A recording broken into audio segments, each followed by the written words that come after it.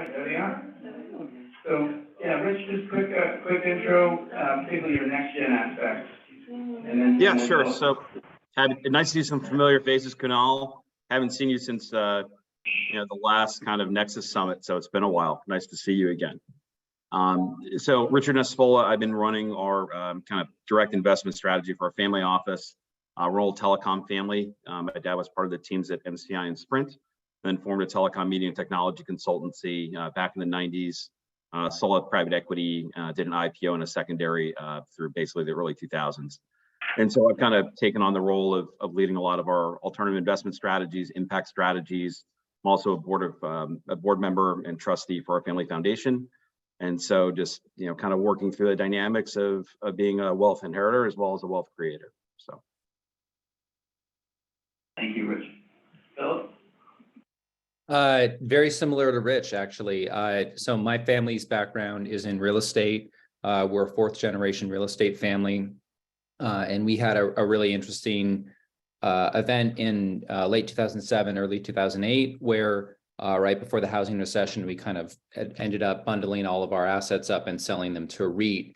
And so went from, going on almost 100 years of a really structured family business into full liquidity, right? And so that was with my generation, and really have been in the process of rebuilding my family office from scratch over the last 15 to 20 years, and have really taken over leadership of the family office from my father, who's largely stepped back at this point, have brought us into other asset classes, and in particular alternative strategies and venture capital, but also into some interesting ideas in real estate that are more novel. And yeah, have just really been exploring, I think similar to Olivia Dell, how does one take the reins from, one's parents and kind of rebuild or innovate a family office to fit the 21st century, which is a little bit different than how things were done previously. And so it's been a really fun journey, and love talking about it. So I'll pass the torch to whoever's next on the panel. Just before you pass the torch, can you, you're about to host us in Bainbridge Island in Seattle on April 17, 18. Just say a word about that. Yeah, so we're actually Mark's decided to come west of Ohio, which I feel like for him is like going on the Oregon Trail. And it only happens every few years.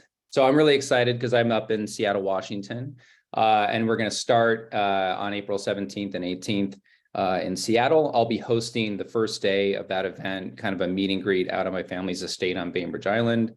It's a really beautiful property. You get to take a ferry out there. I'll host everybody and feed you. I hope folks come out, and then we'll be in Seattle the next day at the Washington Athletic Club. In true Mark style, there'll be some pickleball. And then we're going to head down to Palo Alto for a couple days on the 19th and 20th and get to go experience some of the tech giants. And I can't speak as much to that because I'm not as heavily involved in the planning on that side. But will be lots of interesting West Coast and Pacific Northwest companies and VCs and family offices like myself. Thanks, Phil. Thanks for hosting me, guys. Yeah, you're welcome. As you wish. Yeah. Oh, thank you. So beautiful to be here. Thank you so much, Mark and Jim and Team 361 for hosting this beautiful summit. So happy to be here with all of you. And my name is Marian Ryan Soros. I am a NextGen angel, and I come from my family legacy. I come from a family of amazing inventors and innovators. My great-grandfather was a refugee, a Jewish refugee from Russia, and came over to the U.S. with a dream, and with his family, as so many do, and so, and when he came and he was very magical, and he joined the circus, and he was a traveling locksmith, and he traveled through the U.S., Canada, and Mexico, and he traveled through the U.S., Canada, and Mexico, and he was innovating and unlocking everything. And he realized that not all locks are created equal, and so he was in a beer, with a couple of friends.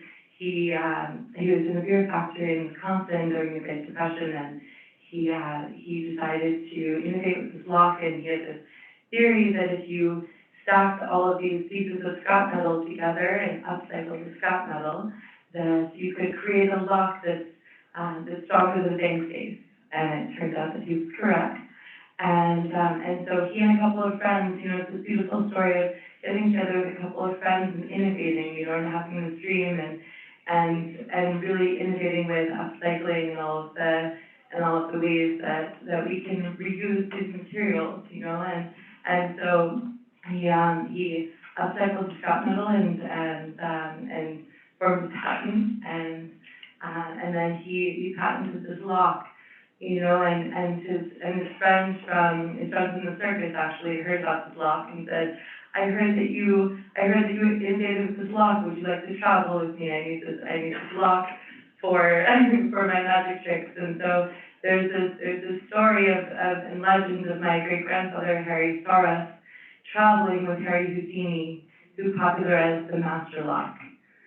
And my grandfather took this beautiful invention, you know, and really honored his father. And so he took this beautiful invention and started the company, you know, that started this amazing company in Wisconsin, you know, in Milwaukee, which is in the area that was economically impoverished, you know, and so he started this factory to give jobs to people, to create community, you know, and he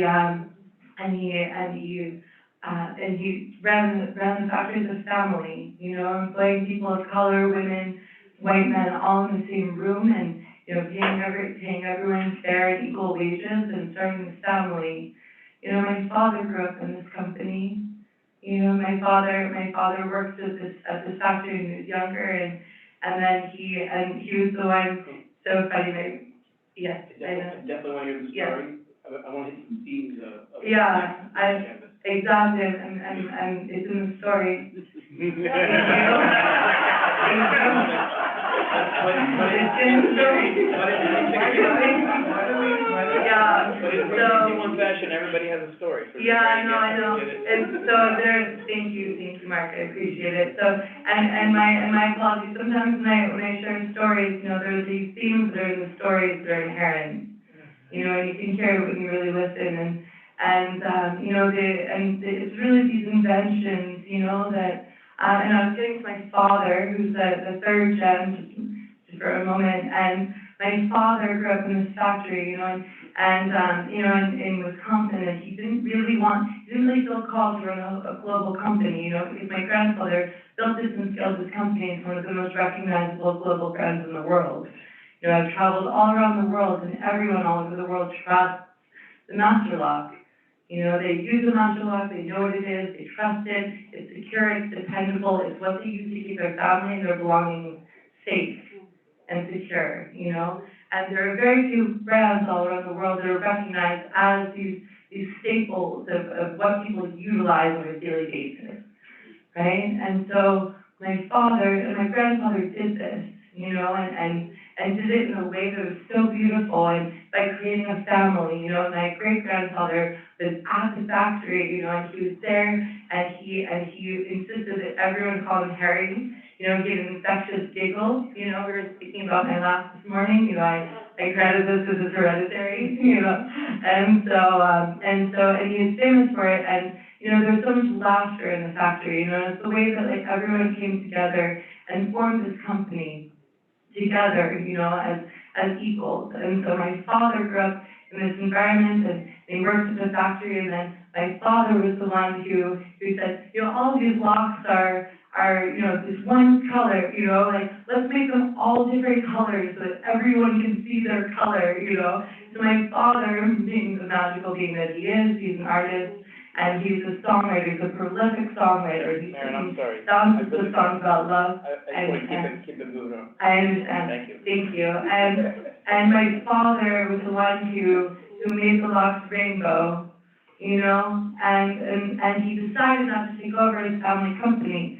you know, and also, so they sold it back in the 1970s, however, we still have a lot of interest in this company, you know, and we still take a lot of, you know, my family's been really private, you know, my family donates behind the scenes, you know, and really supports local communities. And so there's, you know, we haven't been one of those families that stood out and said, this is what we do, you know?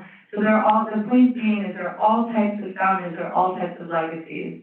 You know, I come from a family. Ma'am, sorry. Yes. We gotta let everybody talk. I understand, okay. Thank you. Just to wrap this up really very, very briefly. So for me and what I do in the world, you know, this is one side of my family. I always think what is mine to do, you know? And I share the story of my family with you because we all have a story. You know, our families all have a story, and my purpose of being up here today and also speaking as NextGen is for all of us to think deeply about what is our story, what is our family story, and how can I, being a NextGen, you know, now fourth generation of what this is one side of my family, the other side, you know, my grandfather designed the lunar module, you know, he's the chief of design of the lunar module, and they did the overview effect and, you know, created the moon landing, you know, so there are these stories that we have as people, you know, and how I always think, how can I honor my ancestors with my actions in this lifetime, you know, and also create a legacy for myself that is regenerative and of love, you know, and so for me and for everyone, the question to everyone is, what is mine to do? Thank you. So that's my question for everyone. Thank you. Thank you so much for the time and for listening to the story.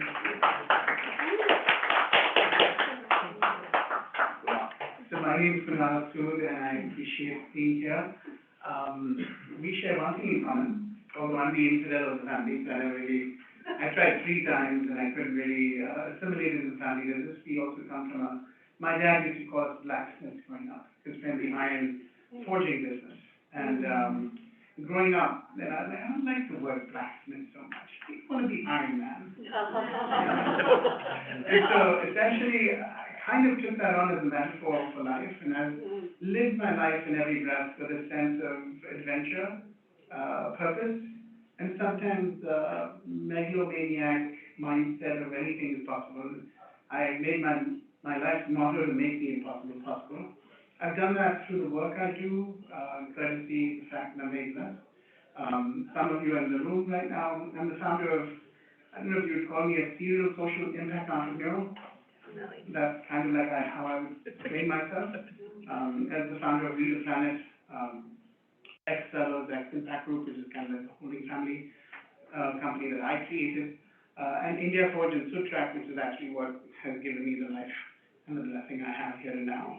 I'm very honored to be amongst all of you. We don't have a family office by purpose because my dad thinks that happens and you get lazy.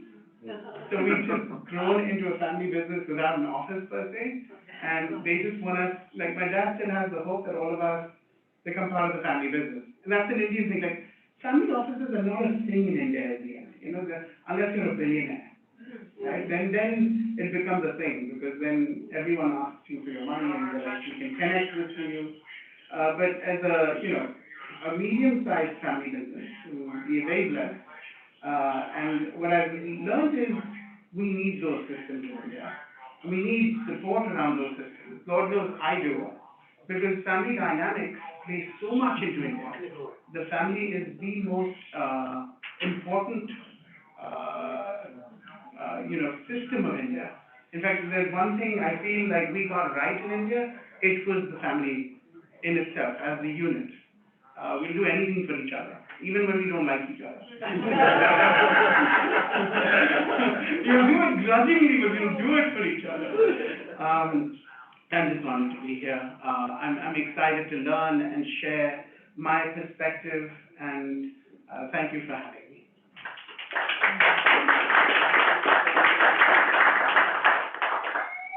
All right, we're told to ignore this. It's a fire. Usually that happens when I say something.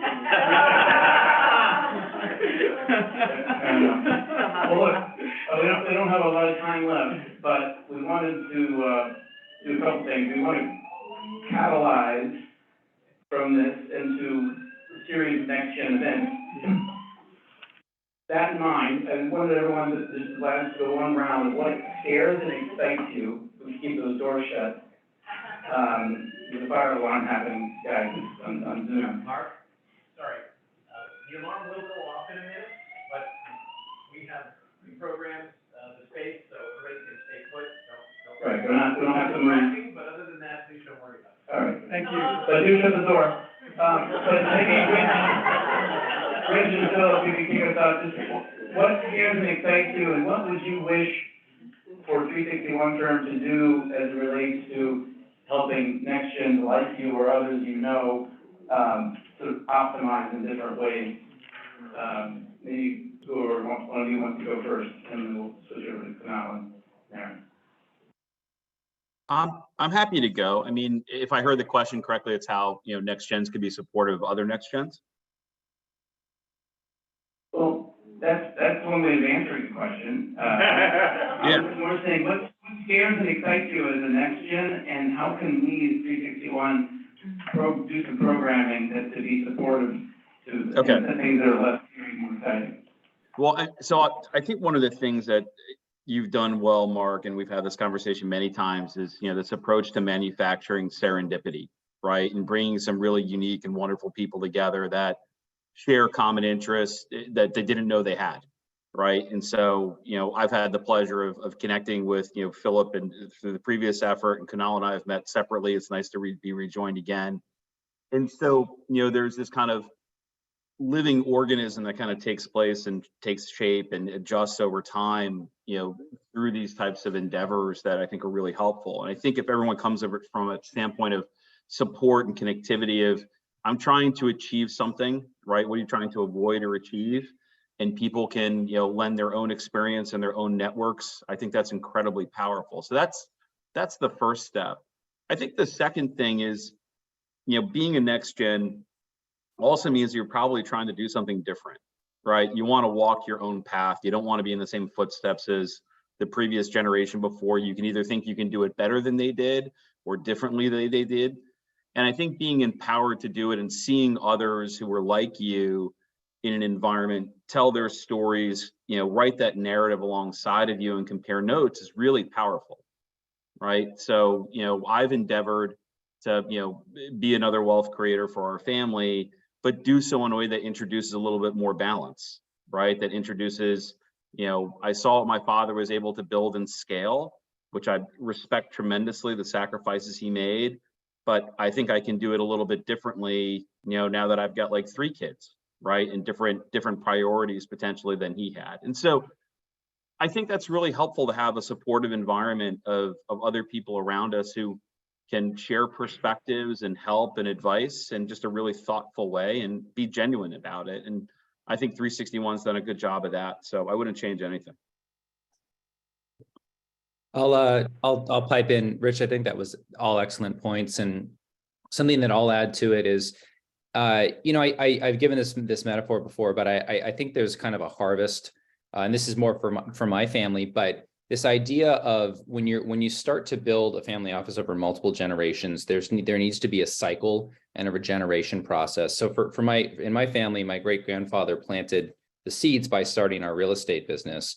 And then the next couple generations grew the crop and harvested the crop. But then there needs to be a recycle and a planting of new seeds, right? And that's a really natural process. And every business reaches a point after so many years and size that it actually becomes too big or inefficient or not run in the right way, right? Or dysfunctional. And so, or just the market timing dictates that it's time to start something new. And so with my family, I think one of the biggest realizations that we had was, okay, now is the time to sell, and we need to now plant new seeds. And so, so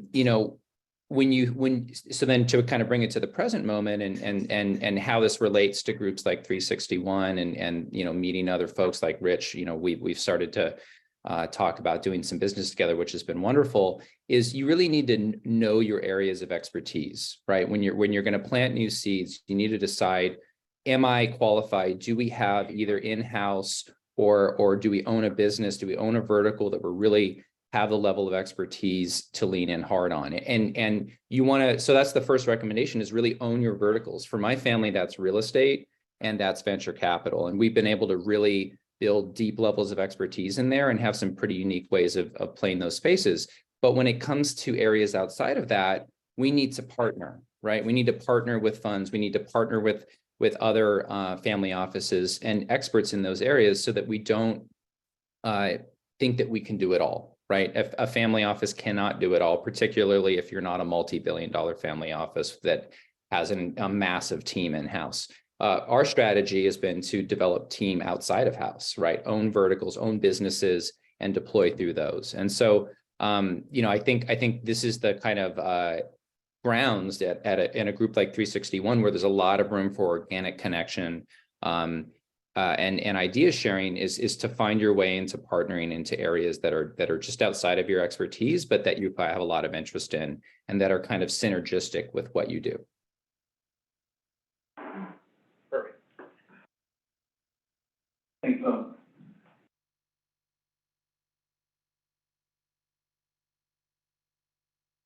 Beautiful, that's such a beautiful and transition point with the partnerships and synergy.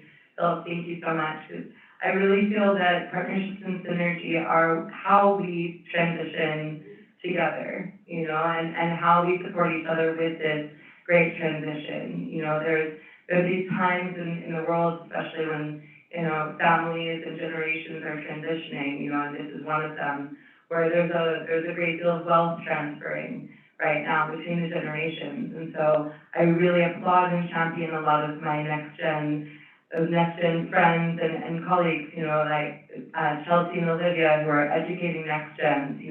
Nexus, I've learned so much by being in Nexus, this amazing NextGen network all over the world. I met Kunal and Chelsea and Olivia and so many other dear friends, and so grateful for Rachel and Jonas for creating Nexus, and now with 361, I'm really excited about the opportunity to bring these elements together, to unite these communities, and so how can NextGen really synergize and support each other to achieve our goals?